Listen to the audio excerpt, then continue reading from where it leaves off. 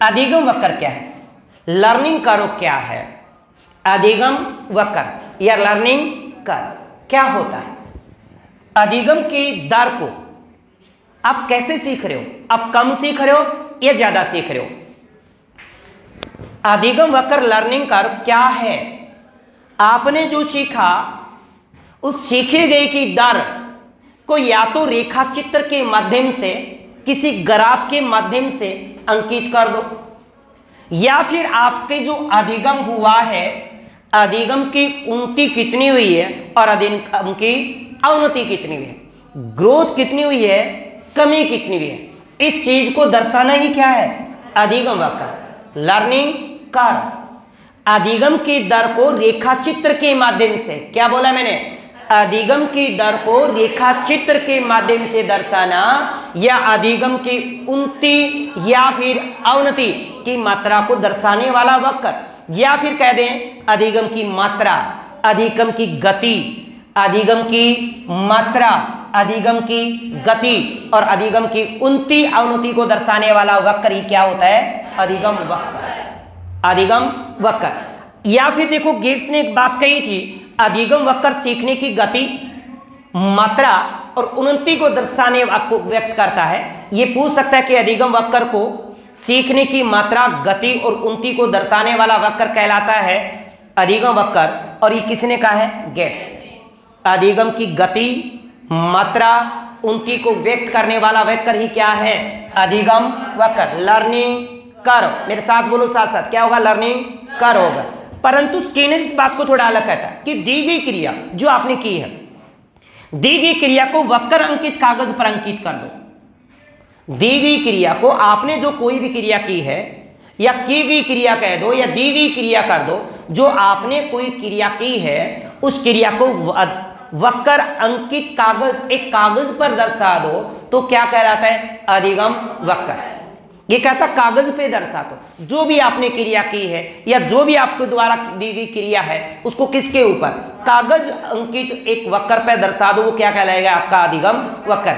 और अधिगम की गति, मात्रा, उन्नति को दर्शाने वाला वक्र भी क्या है, अधिगम वक्र। यानी अधिगम की गति, उन्नति, अवनति को दर्शाने वाला वक्र ही क्या है, अधिगम वक्र।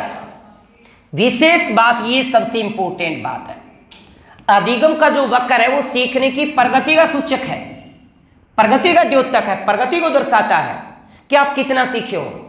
अधिगम वक्र किसको दर्शा रहा है, किसका सूचक है, किसका द्योतक है। कई बार आता है कि अधिगम वक्र किसका द्योतक है, किसका द्योतक है, या किसका भूतक है, किसका सूचक है, तो आप कहोगे सीखने की गति, प्रगति का, सीखने की प्रगति का सूचक है, उसका द्योतक है। द्योतक मतलब दर्शाना होता है।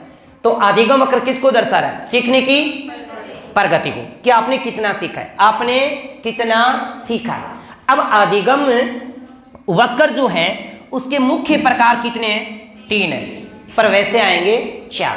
अगर आपको ऑप्शन में 3 और 4 पढ़ेंगे, 4 पढ़ेंगे, 4। अगर आपको पूछता है कि अधिगम वक्र के कितने भेद है और ऑप्शन में 3 भी और ऑप्शन में 4 भी, तो आप क्या करोगे, मूलतः 3 करोगे, 4 नहीं करना। जब 3 ऑप्शन में नहीं हो तो क्या करना है, 4 करना है। तो अधिगम वक्र के प्रकार कितने बताओगे आप, 3। अगर 3 ऑप्शन में नहीं है तो क्या करोगे, और 3 और 4 दोनों है तो क्या करना है, 3 करना है। ठीक है। अब ये 4 प्रकार में देखिएगा कौन कौन से हैं। पहला सकारात्मक, दूसरा ऋणात्मक और तीसरा असाकारी। सकारात्मक, ऋणात्मक, असाकारी, सरल रेखे, सरल रेखे। अब इनके नाम चेंज हो गए।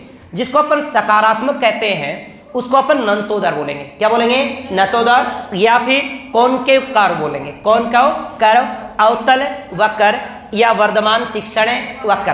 क्या बोलेंगे, सकारात्मक को नतोदर, अवतल वक्र, वर्धमान शिक्षण वक्र। सकारात्मक है जिसमें ज्यादा पहले कम सीखता है और फिर बच्चा ज्यादा सीखता है, वो धनात्मक है। पहले की गति में कम सीखे और बाद के प्रयास में ज्यादा सीखे तो ग्राफ ऊपर उठ जाएगा। ऊपर उठ जाएगा तो कौन सा बनेगा, सकारात्मक। सकारात्मक ऑप्शन में नाम है नहीं मिलेगा, या तो नतोदर या उन्तोदर, उत्तल या फिर अवतल। नतोदर, उन्तोदर, उत्तल, अवतल। तो ये अवतल और उत्तल। नतोदर को अवतल बोलेंगे, वर्धमान शिक्षण वक्र बोलेंगे, जबकि ऋणात्मक को क्या बोलेंगे? उंतोदर या अवतल उत्तल वक्र। असाकारीय को क्या कहेंगे? एसएफ, ये तो सीधा ही है। सरल रेखीय को क्या कहेंगे? समान निष्पादन और रेखीय त्वरण। इसमें समान प्रयास से समान गति से सीखता है, इसमें पहले तीव्र सीखता है, बाद में कम सीखता है। असाकारी में कभी तेज तो कभी धीमे, कभी तेज तो कभी धीमे, सांप की तरह। और इसमें सरल रेखीय में क्या होता है? सीखने की दरें समान होती है, तो एक सीधी रेखा में ग्राफ बन जाएगा। अब आप ये सोच रहे हो कि यार ये पेपर में आएगा क्या? बिल्कुल पेपर में आएगा। तो पेपर में एक ग्राफ आएगा, ग्राफ बना हुआ मिलेगा।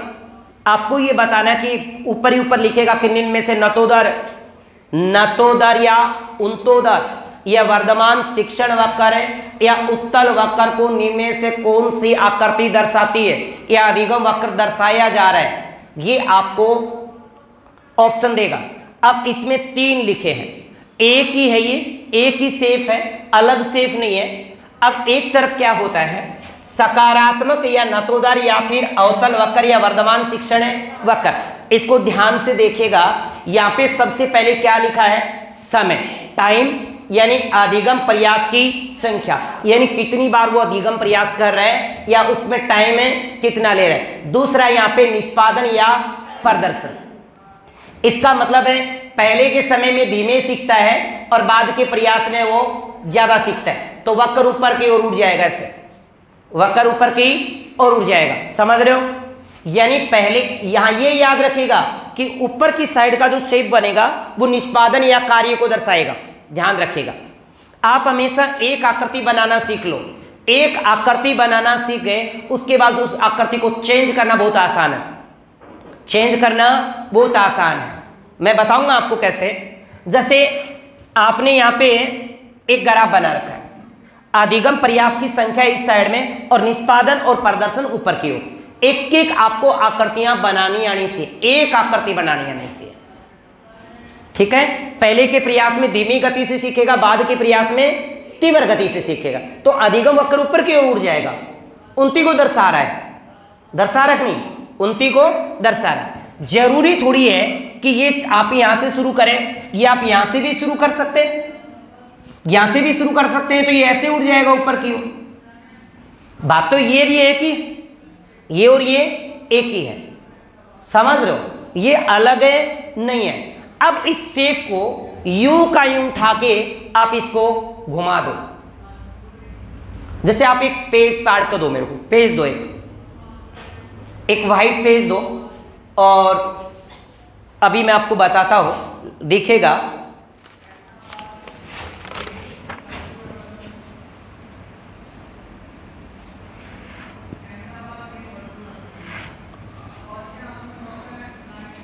आपने ऐसे बनाना सीख लिया, सीख लिया, सीख लिया ना, सीख लिया। अब मैं क्या करूंगा, इसको ऐसे ले आता हूं, तो ये ग्राफ मुझे लाइनिंग इधर से दिख रही है,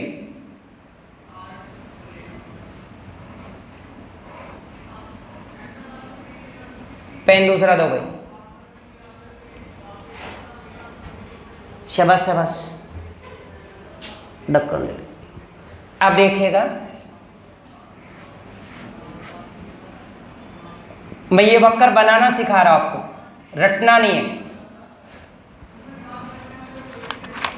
आपने ये बनाया है ना, यहां पे टाइमिंग है और यहां पे प्रदर्शन है आपका, यही तो है। अब देखिएगा, आपको ये स्पष्ट दिख रहा है, सभी को स्पष्ट दिख रहा है। एक बनाना आना चाहिए आपको, दिख रहा है सभी को?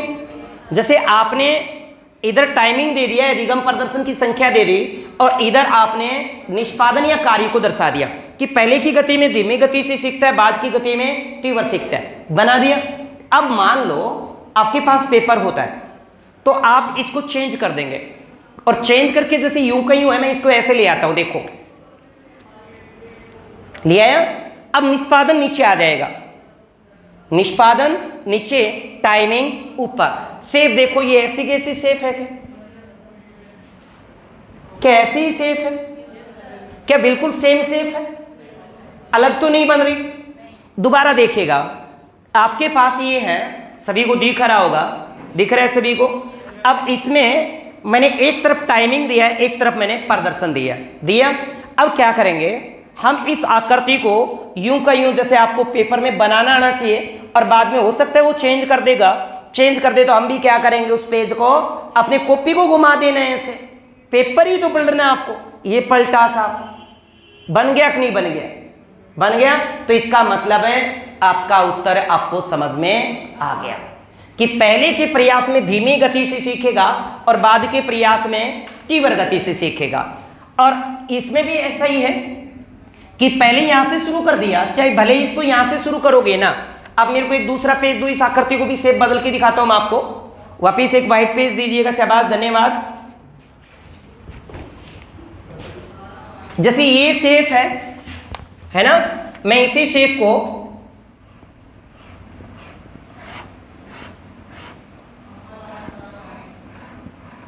इसमें चौथी शेप बनाई नहीं, एक के 4 शेप बनेंगे, याद रखिएगा कि ऑप्शन में एक ही ऑप्शन होएगा, या इनमें से निम्न में से नहीं दर्शा रहा तो मतलब एक शेप गलत होगी।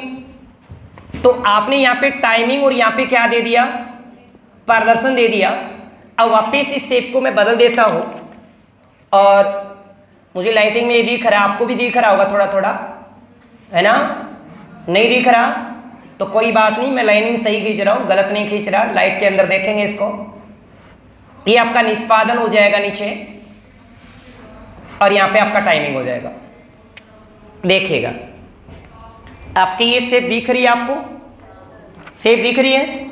आपने इस साइड में क्या लिखा, टाइमिंग, अधिगम की संख्या, और इस साइड में आपने लिखा है प्रदर्शन, लिखा है। अब हम क्या करेंगे, इस पेज को पलट देंगे ऐसे, इस प्रकार से, देख लो, बिल्कुल दिख रहा है सभी को। अब मैं इस शेप को बदल रहा हूं, बदला गया। इसका मतलब इसमें चौथी शेप बना नहीं रखी, वो चौथी शेप मैं बना के बता देता हूं कि क्या बनेगा। जैसे इस साइड से बनेगा ऐसे, और यूं बनेगा ये, पर यहां पे तो क्या आ जाएगा आपका निष्पादन या फिर प्रदर्शन, और यहां पे अधिगम की संख्या, अधिगम संख्या आ जाएगी। मेरी बात समझ रहे हो? इस आकृति का शेप ये विपरीत है, और इस आकृति का विपरीत ये है। तो आपके पास यहां पे 4 शेप बनेंगे, एक से ही 4 शेप बननी है। ध्यान रखिएगा कि पहले की गति में धीमी गति से सीखता है, बाद के प्रयास में तीव्र गति से सीखता है। ये तभी हो सकता है जब पहले के प्रयास में गति से धीमी गति से सीखता है, फिर तेज गति से सीखता है। तो आपको ये वक्र बनाना आना चाहिए। मुझे लगता है कि इसमें कोई डाउट आपको नहीं है, प्रैक्टिकल करके देखा हमने। ये तभी होता है कि जब बालक को कोई कठिन पाठ पढ़ाया जाता है, बालक को कोई कठिन पाठ है पढ़ाया जाता है, तो पहले की गति में धीमी गति से सीखेगा, परंतु बाद में धीरे धीरे समझ में आने लग जाएगा, बच्चा तेजी से सीखता जाएगा। समझ में आया? और इस अधिगम वक्र को क्या कहेंगे अपन? अवतल कहेंगे, नतोदर कहेंगे, वर्धमान शिक्षण वक्र कहेंगे। मेरी बात सबको समझ में आ रही है? पहले की गति में धीमी गति से और बाद में तेजी से। आपको याद रखना है कि नीचे अधिगम के प्रयास या संख्या लिखनी है, नीचे टाइमिंग, उधर क्या आएगा? निष्पादन। आपको एक आकृति बनानी आनी चाहिए, चाहे भले यहां से शुरू कर दो, चाहे भले 20 से शुरू कर दो। फिर इस आकृति को सिर्फ घुमा देंगे आप, और घुमाना आपके लिए बाएं हाथ का खेल है। क्यों? क्योंकि हम घर वालों को घुमा देते हैं, ये तो पेज ही घुमाना है, कोई डाउट नहीं है ना किसी को, है ना? घुमा देंगे हम। क्यों? हाँ करो, बिल्कुल, आप लोग अच्छे से घुमा दें, कोई डाउट नहीं है। मुझे लगता है कि घुमाने में आपने डिग्री प्राप्त कर रखी है। हाँ, अब देखिएगा, अब आता है ऋणात्मक। कौन सा? ऋणात्मक। ऋणात्मक में क्या होता है कि पहले के प्रयास में तेजी से सीखता है, तेजी से सीखेगा पहले के प्रयास, और बाद में धीमी गति से सीखेगा। यानी अधिगम वहां पे सीखना अवरुद्ध हो जाएगा, आगे के प्रयास में नहीं सीखेगा। आगे के प्रयास में नहीं सीखेगा, ये तभी संभव है जब बच्चा थक जाता है या बच्चे में रुचि और जिज्ञासा का अभाव होता है। ये तभी होता है जब या तो बच्चा मानसिक रूप से थक गया है, या फिर रुचि और जिज्ञासा का उसमें अभाव है, या फिर ये कह सकते हैं कि पहले के प्रयास में तीव्र गति से सीखेगा, बाद के प्रयास में धीमी गति से सीखेगा। अब देखिए ये वक्र आपने बना रखा है, एक तरफ अधिगम वक्र की संख्या, एक तरफ क्या है, निष्पादन। वही प्रोसेस जो मैंने आपको बताई है, ऐसे आप पेज पे बना के देखिए और उसको पलटना देखिएगा, आप 4 आकृतियां बनाने सीख जाएंगे। जैसे इसको अपन ऐसे भी बना सकते हैं, जैसा कि ऐसे भी आ रहा है एग्जाम में आजकल।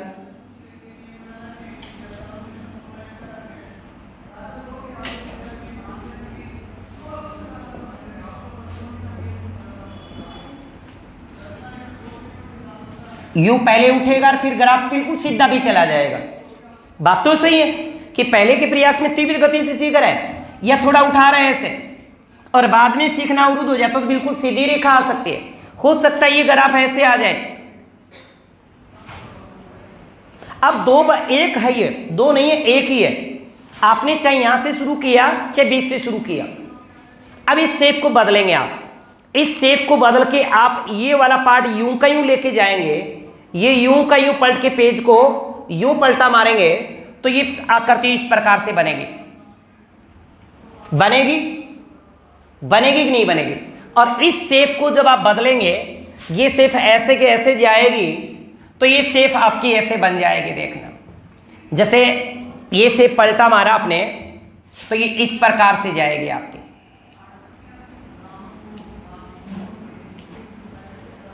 मेरी बात समझ रहे हो? इसमें गोल है, इसमें थोड़ा सा यहाँ पे गोल है, बाद में इस पर सीधा सा। मेरी बात समझ पा रहे हो? आपको एक बनाना आना चाहिए, सारे नहीं बनाने। बस ध्यान ये रखिएगा कि नीचे अधिगम की प्रयास की संख्या आएगी या टाइमिंग देगा, और यहाँ पे निष्पादन या फिर प्रदर्शन देगा। पहले की गति में तीव्र सीखता है, बाद के प्रयास में धीमी गति से सीखता है। ठीक है, और फिर इन आकृतियों को क्या करेंगे यहाँ पे, चेन। अच्छा क्वेश्चन ये बनता है कि अधिगम वक्र आपने 4 नाम पढ़े अलग अलग, धनात्मक, ऋणात्मक, असाकारीय और समान रेखीय त्वरण, समान रेखीय त्वरण या समान निष्पादन पढ़ा। पहले को आप नतोदर कहते हैं, दूसरे को उन्तोदर कहेंगे। पहले को अवतल कहेंगे, दूसरे को उत्तल कहेंगे, और पहले का नाम वर्धमान शिक्षण भी नाम दिया जाएगा।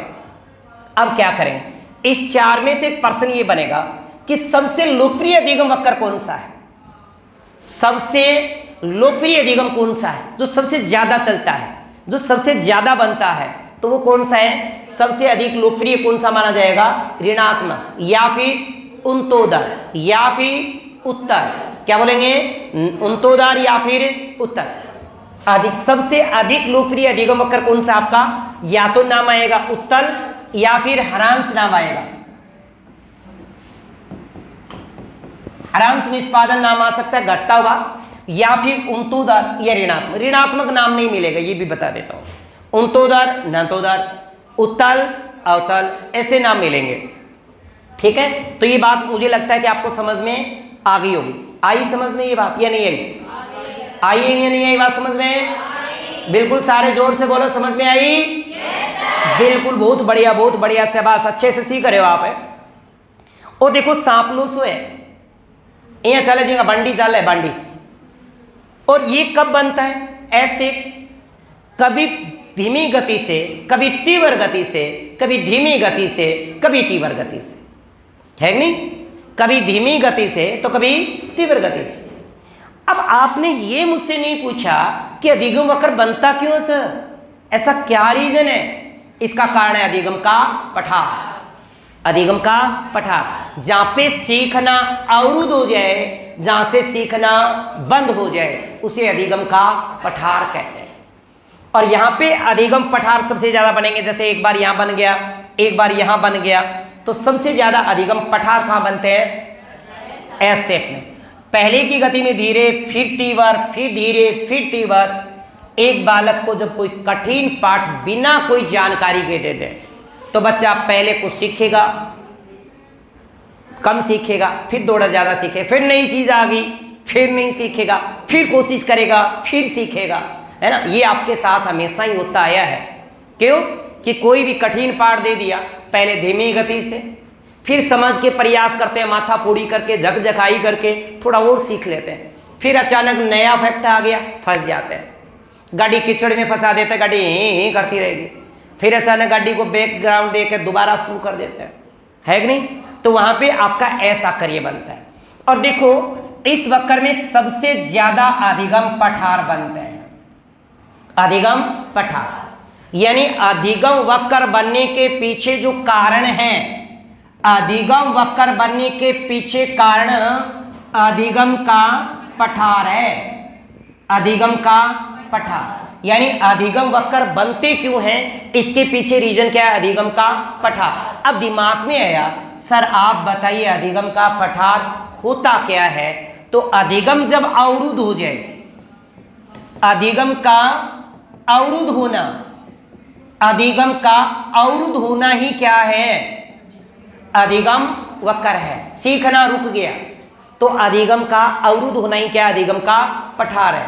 और अधिगम वक्र बनने के पीछे कारण क्या है, तो अधिगम वक्र है। सबसे अधिगम पठार, अधिगम के जो पठार है या अधिगम वक्र जो बनते हैं उसके पीछे रीजन क्या है, अधिगम पठार। अधिगम वक्र बनने के पीछे अधिगम पठार।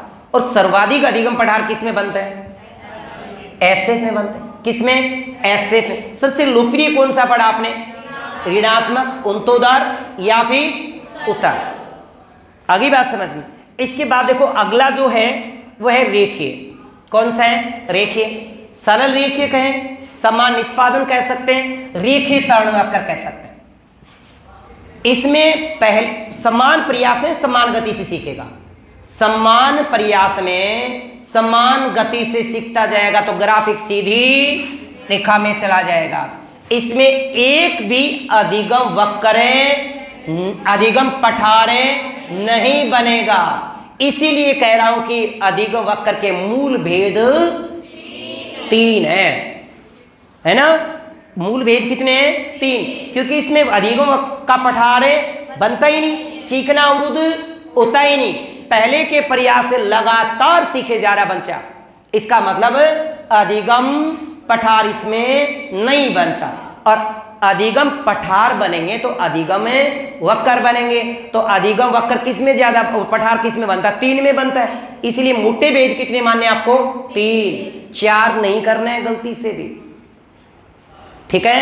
अधिगम वक्र के भेद 3 है, चाहे ऑप्शन में भले ही 4 दे रखे हो, चाहे भले हम चौथा पढ़ रहे हो।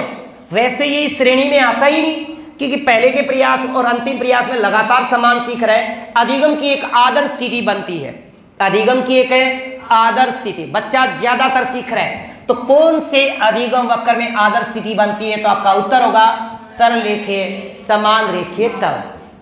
याद रहेगी बातें, इसमें एक सरल रेखा में बने। मैंने अभी आपको बताया कि अधिगम वक्र का कारण क्या है, अधिगम का पठार है। अधिगम वक्र के जो बने हैं उनका पीछे रीजन क्या है, अधिगम का पठार। अधिगम का पठार क्या है, सीखना अवरुद्ध हो जाए, सीखने की गति में स्थिरता आ जाए, सीखने की प्रक्रिया में कोई उल्टी ना हो, तो क्या है, अधिगम पठार। समझ में आ रहा है? मेरे साथ साथ बोलो भाई। सीखना जब क्या हो जाए, अवरुद्ध हो जाए, या सीखने की गति में स्थिरता आ जाए, या सीखने की प्रक्रिया में कोई उल्टी नहीं हो, तो वो क्या कहलाता है, अधिगम का पठार। और अधिगम पठार के कारण क्या बनते हैं, अधिगम वक्र। याद रहेगी, अधिगम के वक्र में आदर्श स्थिति किसमें बनती है, सरल रेखीय में, समान त्वरणीय में। याद रहेगी, समान त्वरण या रेखीय त्वरण में। जबकि अधिगम का सर्वोच्च लोकप्रिय कौन सा अधिगम वक्र है, ऋणात्मक, जिसको कहेंगे अपन उन्तोदर या फिर उत्तल वक्र। याद रहेगी बात, पक्का, कोई डाउट नहीं है। एक तो आपको ये बनाने आने चाहिए, है ना? पहले में नीचे समय आएगा, क्या आएगा, अधिगम की संख्या, नीचे ऊपर है निष्पादन। या तो नीचे से शुरू करोगे या फिर 20 से, और फिर आकृति को चेंज करना। बदलना तो आपको आता है, बदल जाते हो ना, शाबाश, कह के बात बदल जाना भाई, बदलना आपको आता है। अब देखो अधिगम का पठार का रीजन क्या है। अधिगम पठार के नेगेटिव पक्ष जितने भी आ जाए, अनुचित विधियां काम में लेने लग जाए। मास्टर जब पढ़ा रहा हो, अनुचित विधियां काम में ले रहा हो, अनुचित विधियां, ये वीडियो में लगातार परिवर्तन कर रहा हो। पहले अध्यापक से संबंधित कर लेते हैं कि अध्यापक जिस विधि का प्रयोग कर रहा है वो अनुचित हो, या फिर वीडियो में बार बार बदलाव कर रहा, या फिर पढ़ाते समय किसी जटिल पक्ष को ही ध्यान में रखकर, जटिल पक्ष को ही ध्यान में रखकर पढ़ा रहे, और प्रस्तुतिकरण के अंदर प्रस्तुति कौशल भी अच्छा ना हो, सूचना प्रक्रियाकरण की प्रोसेस भी अच्छी ना हो, बालकों की रुचि के अकॉर्डिंग, बालकों के स्तर के अकॉर्डिंग और बालकों की योग्यता के अकॉर्डिंग ना पढ़ा रहा हो, बालकों की क्षमता के अकॉर्डिंग होना चाहिए। ये तो अध्यापक से समझ। अब बालक में क्या कमी, तब यही ठान ली मन में अपन तो आवे कुनी, मस्त कितो ही पढ़ा दी, ये बात अपने ऊपर कहे जावे हैं, यानी मनोवर्ती क्या बना ली, ऋणात्मक, मूल परवर्ती भी क्या हो, ऋणात्मक। बात बात पे क्लास में बैठे बैठे नहीं हो, कौन सा लड़ा, कौन सा धक्को करा, कह का पेन मारना, कह का डुक्को मारना, कह गुच्चो मारना है ना, ऋणात्मक मूल परवर्ती हो, यानी नेगेटिविटी हो, बच्चे की मनोवर्ती ऋणात्मक हो, मूल परवर्ती नहीं ऋणात्मक हो, मोटिवेशन का भाव हो, जिज्ञासा का भाव, रुचि का भाव है ना, अवधान का ध्यान देने के अभाव, तो क्या बनेगा, बच्चे का ध्यान ही नहीं है, कैसे सीखेगा बताओ। अनुचित विधियां हो, विधियों में लगातार परिवर्तन, कार्य के जटिल पक्ष को ध्यान दिया जाए, विषय वस्तु की प्रकृति बच्चे के अकॉर्डिंग नहीं है, विषय वस्तु की प्रकृति संरचना विषय वस्तु बच्चे के अकॉर्डिंग नहीं है, और अभिप्रेरणा का भाव, इच्छा शक्ति का अभाव है, ऋणात्मक मनोवर्ती, ऋणात्मक मूल परवर्ती, ध्यान का अभाव है, अनुचित वातावरण है, अनुचित वातावरण है, इन्वायरमेंट ठीक नहीं है साहब, बच्चा थक गया है, बच्चा थक गया है, रुचि का अभाव है, अनुचित वातावरण है, और जिज्ञासा का अभाव, और विकास की अवस्था के अनुरूप शिक्षण नहीं करवाया जा रहा हो, बालक के स्तर के अनुसार बालक की विकास की अवस्थाओं के अनुरूप शिक्षण की व्यवस्था नहीं की जाए तो बच्चे का सीखना अवरुद्ध हो जाएगा। आपसे कभी इससे प्रश्न नहीं पूछेगा कि कौन सा रीजन है, अधिगम पठार का कौन सा कारण है, साहब ऋणात्मक पक्ष आए ना, क्यों रट्टे मारते हो, ऋणात्मक पक्ष है, धनात्मक पक्ष इसमें नहीं होता, धनात्मक तो सीखने में सहायक है, ऋणात्मक सीखने में बाधा डालेगा। तो जो आप इतना तो समझ रहे हो कौन सी लाइन गलत और कौन सी सही है, किसमें न का भाव और किसमें है का भाव है, अगर है का भाव है तो एग्जाम्पल वो नहीं है ना, वो अधिगम वक्र का कारण है, नहीं बनेगा। अब कह दो कि बच्चे की जिज्ञासा, अच्छे बच्चे की अच्छी जिज्ञासा हो, जिज्ञासु प्रवृत्ति का बच्चा, नहीं भाई, जिज्ञासु प्रवृत्ति वाले बच्चे में तो ऐसा होता ही नहीं है ना। अभिप्रेरित बालक अभिप्रेरित हो गया तो कैसे बनेगा, ये मेरी बात समझ पा रहे हो। अधिगम वक्र बनने के पीछे अधिगम पठार है, अधिगम पठार का मतलब सीखना अवरुद्ध हो जाए, सीखने की गति में स्थिरता आ जाए, सीखने की उन्नति में स्थिरता आ जाए या रुक जाए, तो अधिगम का पठार। और अधिगम पठार बनने के पीछे रीजन आपके ये है, अनुचित विधियां हो, लगातार विधियों में परिवर्तन हो, विषय वस्तु की प्रकृति आती है, विषय वस्तु की प्रकृति शिक्षण कार्य को विकास की अवस्थाओं के अनुरूप न करवाया जाए, बालक पे आ जाते हैं रुचि का अभाव, मनोवर्ती का अभाव, ऋणात्मक मूल प्रवृत्ति, थकान, जिज्ञासा, अभिप्रेरणा, सब नेगेटिविटी, अनुचित इन्वायरमेंट हो, तो बच्चा कैसे सीखेगा। बात समझ में आ रही है, ऊपर से जा रही है, ऑप्शन नहीं है तीसरा, या तो समझ में आ रही है या ऊपर के जा ही रही है। कौन सा मानो, पहला मान लूं कि समझ में आ ही रहा है, या ऊपर से जा ही रहा है, नहीं समझ में आ रहा है, बिल्कुल बहुत